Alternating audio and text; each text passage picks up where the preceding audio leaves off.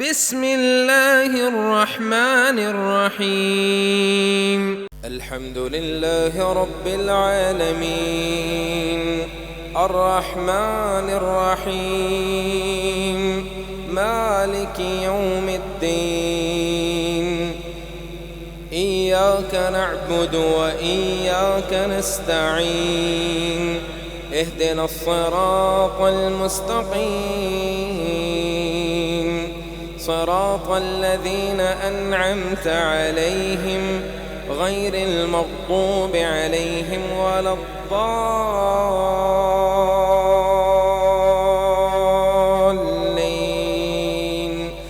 آمين۔ السلام علیکم ورحمۃ اللہ وبرکاتہ۔ اچھا، ہم سورت کا ترجمہ شروع کرتے ہیں۔ اس میں ویسے بھی سب سے پہلے جب ہم قرآن پاک شروع کریں یا کوئی بھی سورت شروع کریں تو اعوذ باللہ من الشیطان الرجیم بسم اللہ الرحمن الرحیم پڑھنا چاہیے، کیونکہ یہ ویسے حدیث میں بھی آتا ہے کہ فَإِذَا قَرَأْتَ الْقُرْآنَ فَاسْتَعِذْ بِاللَّهِ مِنَ الشَّيْطَانِ الرَّجِيمِ، کہ جب آپ رسول اللہ صلی اللہ علیہ وسلم قرآن پڑھنے لگیں تو شیطان مردود سے آپ اس کی پناہ میں اس سے پناہ مانگیں، یعنی اللہ تعالیٰ کی پناہ میں آ جائیں۔ اور بسم اللہ الرحمن الرحیم میں شروع کرتی ہوں اللہ کے نام سے جو بہت رحمان اور نہایت وسیع رحمت والا اور نہایت رحم کرنے والا ہے۔ اچھا، ہمیں سورۃ فاتحہ پڑھنی ہے، اور اس سے پہلے تھوڑا سا سورۃ فاتحہ کا کیا بیک گراؤنڈ ہے اس کے بارے میں تھوڑا سا ہم نالج لے لیتے ہیں کہ اس کے کیا فضائل ہیں۔ حضرت عبداللہ بن عباس سے روایت ہے، فرماتے ہیں ان سے حدیث مروی ہے کہ ایک دن حضرت جبرائیل علیہ السلام رسول اللہ صلی اللہ علیہ وسلم کے پاس بیٹھے ہوئے تھے، اور انہوں نے نا اوپر سے ایک آواز سنی بڑی زوردار۔ انہوں نے اپنا سر اوپر اٹھایا اور پھر فرمایا آج آسمان کا ایک دروازہ کھلا ہے جو اس سے پہلے کبھی نہیں کھلا، اور آسمان سے ایک ایسا فرشتہ نازل ہوا ہے جو اس سے پہلے کبھی بھی نہیں آیا۔ اور پھر اس فرشتے نے رسول اللہ صلی اللہ علیہ وسلم کے پاس آیا اور سلام کیا، اور اس نے کہا کہ میں آپ کو 2 نوروں کی خوشخبری دیتا ہوں، اور یہ 2 نور آپ کو ہی دیے جا رہے ہیں، اس سے پہلے کسی بھی پیغمبر کو، جتنے ہی پیغمبر رسول اللہ صلی اللہ علیہ وسلم سے پہلے آئے تھے ان کو یہ نور کبھی عطا نہیں کیے گئے۔ ان میں سے ایک سورۃ فاتحہ تھی جو ہم پڑھتے ہیں ہر نماز میں بھی، بسم اللہ الرحمن الرحیم سے لے کر الحمدللہ رب العالمین سے لے کر وَلَا-الضَّالِّينَ آمین تک 7 آیات ہیں اس کی۔ اور دوسری سورۃ بقرہ کی آخری 2 آیت ہے جس میں آمن رسول سے شروع ہوتی ہے اور آخر تک ہے۔ اور جب بھی اگر ہم کبھی بھی ان دونوں کی تلاوت کریں اور اللہ تعالیٰ سے کوئی بھی دعا کریں تو اللہ تعالیٰ ہماری وہ دعا کبھی بھی رد نہیں ہوتا۔ اب سورۃ فاتحہ کے نا ڈفرینٹ نام ہیں جو کہ ڈفرینٹ احادیث سے بھی ثابت ہیں اور ڈفرینٹ صحابہ کرام نے بتایا ہے۔ اس میں جیسے سیدنا ابو ہریرہ نے بتایا ہے رضی اللہ تعالیٰ عنہ کہ سورۃ الحمد ام القرآن ام الکتاب، یہ سورۃ فاتحہ کے ہی نام ہے، کیونکہ سب سے جو مشہور نام ہے اس کا وہ سورۃ فاتحہ ہے، جس کا مطلب ہے کھولنے والی۔ اور اس کا نام دعا بھی ہے کیونکہ ہم اس میں دعا مانگتے ہیں، اس کا نام شفا بھی ہے، اور اس کا نام رقیہ بھی ہے کیونکہ اس کے ذریعے ہمیں شفا حاصل ہوتی ہے۔ ایک دفعہ ایک صحابی تھے حضرت ابو سعید حدری رضی اللہ تعالیٰ عنہ، وہ کسی قبیلے میں گیا اور وہاں پہ کسی مخالف قبیلے کے کسی شخص کو بچھو نے کاٹ لیا، اور انہوں نے اس سے معاوضہ طے کرنے کے بعد کہ میں 30 بکریاں لوں گا یا چند بکریاں لوں گا، کہ آپ اگر یہ صحیح ہو گیا تو آپ مجھے اتنی بکریاں دینا۔ تو انہوں نے اس کو دم کیا سورۃ فاتحہ پڑھ کے تو وہ بالکل صحیح ہو گیا۔ پھر جب وہ بکریاں ان کو اجرت کی جو انہوں نے طے کی تھی کہ جب یہ صحیح ہو جائے گا تو بکریاں دے گے، تو انہوں نے رسول اللہ صلی اللہ علیہ وسلم کی اجازت سے وہ بکریاں قبول کر لیں۔ اور پھر ایک جگہ پہ آتا ہے کہ رسول اللہ صلی اللہ علیہ وسلم نے فرمایا لوگوں کے کہنے پہ کہ انہوں نے کتاب کی اجرت لی ہے، انہوں نے کہا کہ سب سے بہترین معاوضہ وہی ہے جو قرآن کا معاوضہ ہے۔ ٹھیک ہے، یہاں تک تو یہ بات ختم ہو جاتی ہے کہ یہ میں نے بہت مختصر کر کے بتایا ہے تاکہ آپ کو پتہ چل سکے کہ سورۃ فاتحہ کیسے نازل ہوئی ہے، اس سے کون کون سے نام ہیں۔ ویسے سب سے جو اس کا بڑا ایک دلچسپ ایک فیکٹ ہے کہ اس کے نا 7 آیات ہیں جس میں 25 اس کے الفاظ ہیں، اور 25 الفاظ میں سے 113 حروف ہیں، اور پتہ ہے نا ہر حرف کی جو ہے وہ 10 نیکی ہیں۔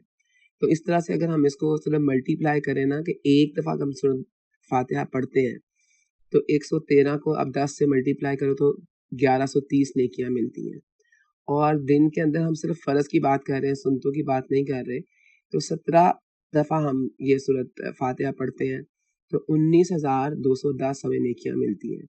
اور پھر مختلف احادیث سے اور یہ بات بالکل متفق علیہ ہے کہ جس بھی فرض نماز میں جب امام بھی سورۃ فاتحہ پڑھتا ہے تو پیچھے والے اس کے جتنے پڑھنے والے ہیں پیچھے امام کے ان کو سورۃ فاتحہ پڑھنا لازمی ہوتا ہے.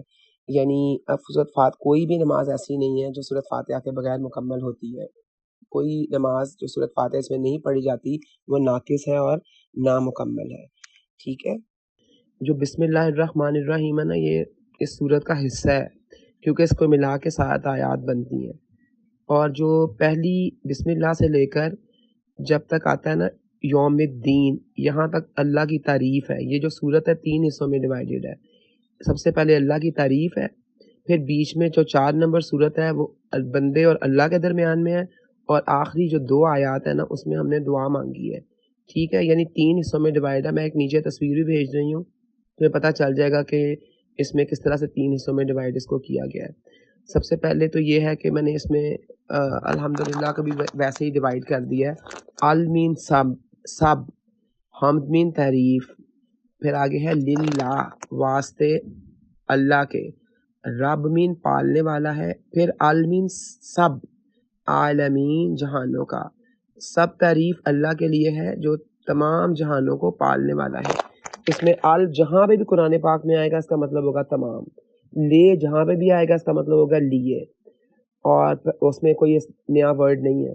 اس کے بعد ہے دوسری آیت الرحمن الرحیم، وسیع رحمت والا ہے اور نہایت رحم کرنے والا ہے. ان دونوں میں تو ان کا ترجمہ ہی تمہیں یاد کرنا ہے. مالک یوم الدین، مالک ہے یوم دن کا. دین کا ویسے مطلب ہوتا ہے بدلے کا. بدلے کا دن کون سا ہے؟ قیامت والے دن کا، یوم الجزا کا. تو وہ قیامت والے دن کا مالک ہے. ایاکا، پہلے بھی میں نے بتایا تھا نا ثنا میں کہ کا مطلب ہوتا ہے تیرا.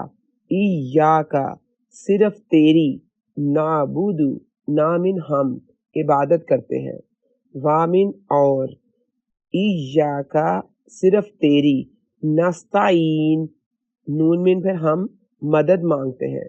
صرف تیری ہی ہم عبادت کرتے ہیں اور صرف تجھ سے ہی مدد مانگتے ہیں. مالک یوم الدین تک جو ہے نا یہ 4 آیتیں ہیں، اور یہاں تک جو ہے نا یہ اللہ کی تعریف کی ہے. اور یہ اس کے بعد جو آیت ہے نا ایاک نعبد و ایاک نستعین، یہ آیت بندے اور اللہ کے درمیان ہے. اس میں ہم نے اللہ کی بیان کی کہ ہم صرف تیری ہی عبادت کرتے ہیں اور صرف تجھ سے ہی مدد مانگتے ہیں. آگے جو ہے نا وہ 2 آیات وہ دعا کی ہیں، وہ صرف بندے کی آیتیں ہیں. اہدنا الصراط المستقیم، اہد مین چلا، نامن ہمیں، صراط مین راستہ، مستقیم مین سیدھا، ہمیں سیدھے راستے پر چلا. صراط الذین، راستہ، الذین کا مطلب ہوتا ہے ان لوگوں کا. اگر ہم کچھ لفظ اس طرح کے یاد کر لینا تو قرآن پاک کا ہمیں تقریباً 30% چند صورتیں پڑھنے کے بعد ہی آ جاتا ہے. صراط من راستہ، الذین ان لوگوں کا، انعمت، تا من یہاں پہ تو کے لیے آتا ہے تا، انعمت انعام فرمایا تو نے، علیہم، علیہ کا مطلب ہے اوپر، ہم من ان پر یعنی اوپر ان کے، غیر من نہیں یا سوائے، المغضوبی غصہ کیا، پھر علیہم اوپر ان کے، ولدالین وامن اور لامن نہیں، الضالین گمراہ ہے. کیا مطلب بنے گا؟ ہمیں ان لوگوں کا راستہ دکھا جن پر تو نے انعام فرمایا، یعنی جس پر تو نے بلیسنگز کی، رحمتیں کی، نہ کہ ان لوگوں پر جن پہ تو ناراض ہوا یا جو گمراہ ہے، جیسے کہ یہودی اور نصارہ ہے. ہم یہاں پہ دعا مانگ رہے ہیں اللہ تعالیٰ سے کہ اللہ تعالیٰ ہمیں سیدھے راستے پر چلا، ان لوگوں کے راستے پر جن کو تو نے سیدھے راستے کی ہدایت دی، جن پہ تو نے انعام فرمایا، جو جنت میں جانے کے مستحق ہیں، نہ کہ ان لوگوں پہ جن پہ عذاب بھی ہے یا جن پہ اللہ تعالیٰ ناراض ہوا، اور وہ جو کہ گمراہ ہیں اور جن کا ٹھکانہ جہنم ہے. اب میں نیچے تصویر بنائی ہے نا، پہلی اب دیکھو پہلی 4 آیت جو ہے وہ اللہ کے لیے اس کی تعریف ہے. بیچ ایاک نعبد و ایاک نستعین یہ اللہ اور بندے کے درمیان ہے. اور جو آخری 2 آیات ہے نا یہ صرف بندے کی ہیں، بندہ صرف دعا مانگ رہا ہے. تو پکچر سے یہ بات اور بھی کلیئر ہو جائے گی. وآخر دعوانا ان الحمد للہ رب العالمین.